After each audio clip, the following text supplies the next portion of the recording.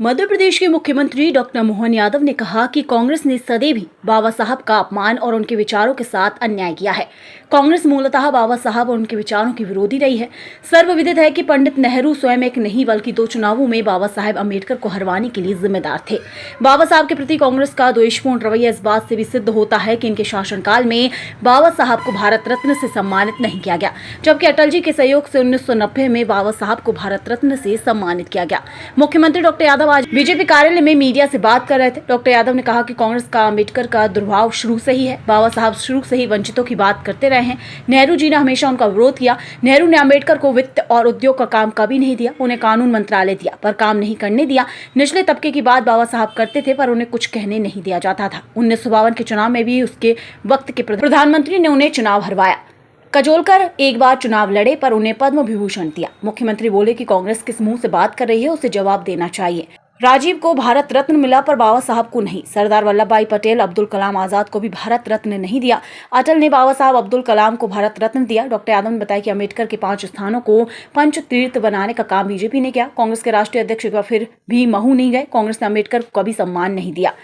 वहीं मोहन यादव बोले कि गृह मंत्री और पीएम की श्रद्धा है। अम्बेडकर पर बीजेपी ने हमेशा जनता का विश्वास हासिल किया। सीएम ने कहा कि हमारी तीर्थ दर्शन यात्रा में बाबा साहब के स्थानों को भी शामिल करेंगे। उन्होंने कहा कि कांग्रेस अच्छा कोई जादूगर नहीं है। बता दें कि देश भर में आज बीजेपी प्रेस कॉन्फ्रेंस करके कांग्रेस के आरोपों का जवाब दे रही थी।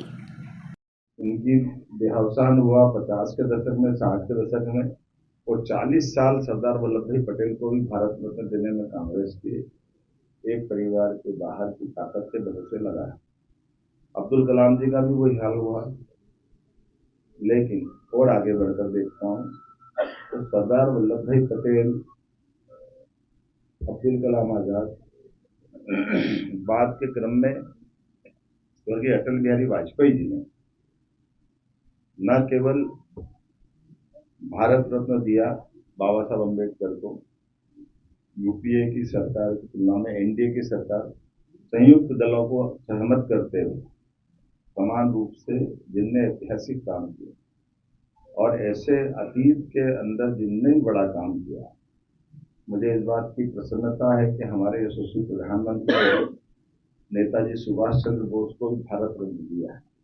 और ये वो बातें हैं जिसके आधार पर अपने लिए कोई भी दल का, हम सब जानते हैं प्रणब मुखर्जी के प्रति भी नरेंद्र मोदी जी ने उदारता पूर्वक उनको उस पद से नवाजा है। हमारे द्वारा सरकार जब बनती है तो सरकार के लिए बड़ा मंच है, और अम्बेडकर जी ने तो उस समय के समाज को जोड़ करके खासकर शोषित पीड़ित वंचित वर्ग के लिए, हम सब जानते हैं कि सुंदरलाल जी पटवा हमारे मुख्यमंत्री थे जिन्होंने महू के डॉक्टर अम्बेडकर के जन्म स्थान को स्मारक बनाने की दिशा में कदम बढ़ाया। बाद में माननीय प्रधानमंत्री जी ने पंच तीर्थ कर दी। इंग्लैंड में जहां उन्होंने शिक्षा ग्रहण की, चैत्य स्थल मुंबई, जन्म स्थान दीक्षा स्थल नागपुर, महू तो है ही, ऐसे 5 स्थान को पंच तीर्थ बनाने का काम हमारी पार्टी ने किया है। और इसके पीछे भाव ये है, आप कभी इस तरह से भी देख सकते हैं, अम्बेडकर जी की बात कर रहे हैं तो अम्बेडकर जी को लेकर के देश भर में जयंती मनाई जाती है या पुण्यतिथि मनाई जाती है। एक बार भी जयंती या पुण्यतिथि पे कभी महू आने का काम कांग्रेस के राष्ट्रीय अध्यक्ष ने नहीं किया है। मध्य प्रदेश से एक बार यात्रा गुजर रही थी, तब जरूर महू रुके। अगर आप उनके तीर्थ पे जाने के भाव नहीं रखते तो आपकी श्रद्धा कैसी है? इसलिए मेरा इतना ही निवेदन है, उससे आगे बढ़कर भी जब भी सरकारें रही तो इनके परिवारों के नाम पर योजनाएं बनाई, स्मारक बनाए, भवन बनाई, जाने क्या क्या बनाए, लेकिन कोई एक भी स्कीम या एक भी स्मारक कांग्रेस के द्वारा अम्बेडकर जी से कहीं उनको कोई सम्मान देने का काम नहीं किया। अब अपने चुनावी समीकरण के आधार पर, जैसे कांग्रेस हमेशा अतीत में इसी प्रकार के सबूते चला करके बात अपने ढंग से अपना वोट बैंक तलाशने का प्रयास कर रही है। देश की जनता समझदार है, देश की जनता को बेवकूफ नहीं बनाया जा सकता। मैं उम्मीद करता हूं कि कांग्रेस को अपने अतीत के इस पूरे घटनाक्रम पर माफी मांगना चाहिए और अंबेडकर जी के प्रति सम्मान प्रकट करते हुए ऐसा कोई उनके द्वारा कदम किया जाना चाहिए जो वास्तव में लगे। केवल वोट की खातिर आप किसी को कैसे भी करके विषय पलटने जाओगे, ये बात गले नहीं उतरेगी। मित्रों, आज की प्रेस वार्ता में आप सबका स्वागत है।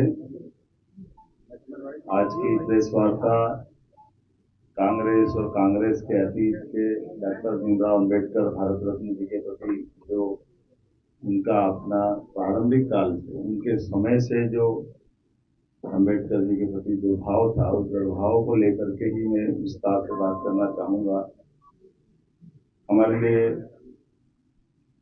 अत्यंत दुख के साथ कहना पड़ रहा है कि बाबा साहब अंबेडकर सदैव वंचित वर्ग, शोषित वर्ग, पीड़ित वर्ग की बात करते रहे और जिस विषय को लेकर वो बात करते थे, इसी बात का शुरू से प्रारंभ में प्रथम प्रधानमंत्री पंडित जवाहरलाल नेहरू जी ने सदैव उनके इस बात का विरोध किया, उनके साथ व्यवहार भी गलत किया। हम सब उनके इस अतीत के घटनाक्रम को जाने तो कांग्रेस हमेशा दो मुहा रोल अदा करती है। आज वोट की खातिर अंबेडकर जी की बात कर रही है, लेकिन अंबेडकर जी के प्रति कांग्रेस ने क्या क्या किया, कुछ बानगी बताना चाहूंगा। जवाहरलाल नेहरू जी ने उनको जो स्वयं अंबेडकर जी ने इस बात को कोट भी किया है कि मैं मूल रूप से वित्त का और उद्योग के बारे में जानकार था, लेकिन उनको न तो उद्योग का काम दिया न वित्त का काम दिया। इससे आगे बढ़कर अंबेडकर जी जब भी अपने विषय को लेकर जाते थे, यहाँ तक कि उनको किसी संसदीय कमेटी का भी सदस्य नहीं बनाया गया। उन्हें कानून मंत्रालय तो दिया है, लेकिन उसमें भी ईमानदारी से काम नहीं करने दिया। हिंदू कोड बिल जब भी उनने बात करने की बात कही तो उनके स्वयं के शब्दों में जो उनने लिख करके भी दिया है, उन्होंने अपने कहा कि उसमें केवल धर्म विशेष के मुस्लिम बंधुओं की बात करते थे, हिंदुओं की, एससी की, एसटी की, जो वो विस्तार से उनके हक की बात करना चाहते थे, कांग्रेस ने उसको तवज्जो नहीं दी। जो उन्होंने अपनी पुस्तक में भी कोट किया है कि ये केवल एक ही वर्ग को संतुष्टि करने से बात नहीं बनेगी। इसी प्रकार से धारा 370, पाकिस्तान का बनना, इन सारी बातों को बाबा साहब ने पसंद नहीं किया था, लेकिन हम सब जानते हैं कि यह किसकी इच्छा से हुआ है। और यही स्थिति बनी कि जो वो चुनाव लड़े 52 में, उस 52 के चुनाव में भी कांग्रेस के तत्कालीन प्रधानमंत्री ने खुल करके विरोध करके उनको चुनाव हराने का प्रयास